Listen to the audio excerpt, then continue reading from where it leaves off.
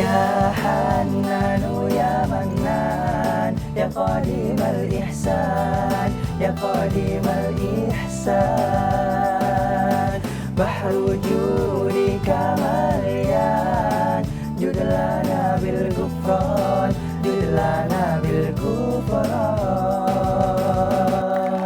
Bismillahirrahmanirrahim. Assalamualaikum warahmatullahi wabarakatuh. Alhamdulillah bertemu lagi bersama kami Hamanis. Alhamdulillah, senang sekali kita bisa terus menyapa pemirsa yang ada di rumah sampai penghujung Ramadan ini. Alhamdulillah, semoga semuanya sehat-sehat. Amin. Sampai hari kemenangan tiba. Amin. Nah, pasti pemirsa yang ada di rumah lagi pada sibuk nih, terutama ibu-ibu lagi pada sibuk bikin ketoprak. Bukan ketoprak, ketupat. Iya, maksudnya ketoprak. Makanya fokus. Mana nggak pemirsa? Iya nih ngomong-ngomong nih, ngomong. Besoknya Lebaran nih. Iya. Kita mau sholat Id. Kita sholatnya di mana? Kan lagi masih ada wabah. Gimana nih caranya? Ya, kalau menurut aku sih sholat id berjamaah nggak perlu diadakan dulu. Kan alasannya sesuai dengan syariat. Ya nggak afdol dong. Di mana-mana habis Ramadan ya sholat Id. Mana aku habis beli baju baru lagi, itu baru datang di rumah. Paketnya baru sampai dari online shop. Masa iya punya baju baru nggak dipakai? Kirain mikirin sholatnya. Malah mikirnya mau pamer baju. Ya bukan mau pamer juga sih, cuma mau dipakai. Kan orang ngeliat tuh, ih bajunya Ihsan baru ya, gitu. Dah, cuma sama aja mau pamer. Bukan. Ya, sama aja, niatnya mau pamer. Iya juga sih. Ya kan? Ya pamer dikit. Kan balik lagi ke topik Iya. nih. Kenapa?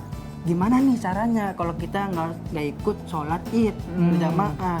Masa iya kita sendirian di rumah? Nah, daripada kita bingung nih, langsung kita saksikan tayangan berikut ini.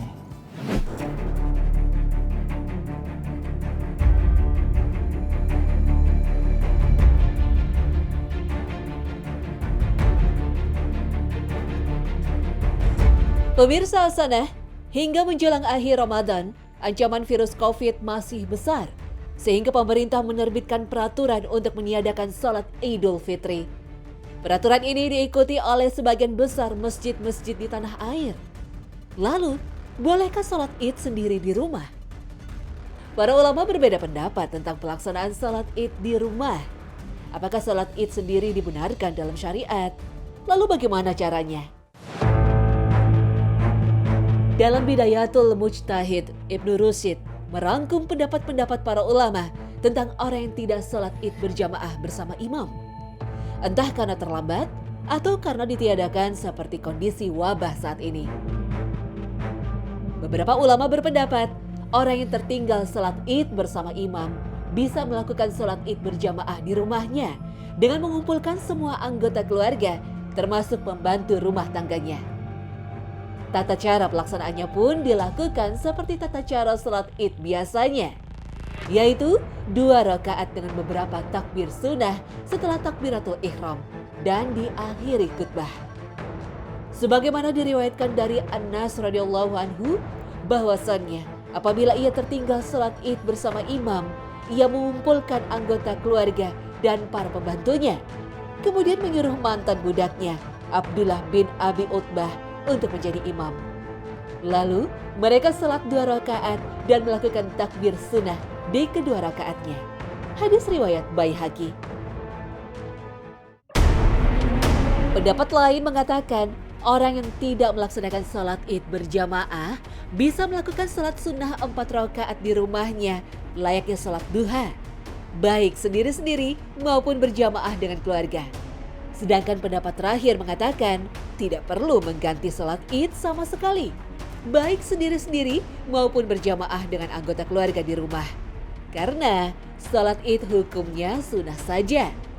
Perbedaan pendapat para ulama ini sekaligus menjadi alternatif pelaksanaan sholat Id di rumah. Pada prinsipnya, meski sebagian ulama mewajibkan sholat Id, namun menurut mayoritas ulama, sholat Id hari raya itu hukumnya sunnah muakkad atau sunnah yang ditekankan. Dan jika hukumnya sunnah, maka tidak mengerjakan sholat ini sebenarnya tidak berdosa. Apalagi alasan ditiadakannya sholat Id tahun ini termasuk uzur syar'i alasan yang dibenarkan syariat. Maka, meniadakan salat Id di tengah kondisi seperti ini sudah sesuai syariat demi menghindarkan diri sendiri dan orang lain dari ancaman virus menular.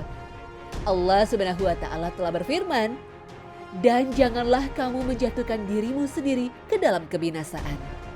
Quran Surah Al-Baqarah ayat 195. Rasulullah Shallallahu Alaihi Wasallam juga bersabda, "Jangan membahayakan diri sendiri dan orang lain." Dalil-dalil ini secara tegas melarang kita menjatuhkan diri ke dalam kebinasaan. Sedangkan mengadakan atau menghadiri sholat Id berjamaah di saat virus corona sedang mewabah berpotensi menularkan virus secara masif dan bisa membinasakan banyak jiwa. Wallahu a'lam.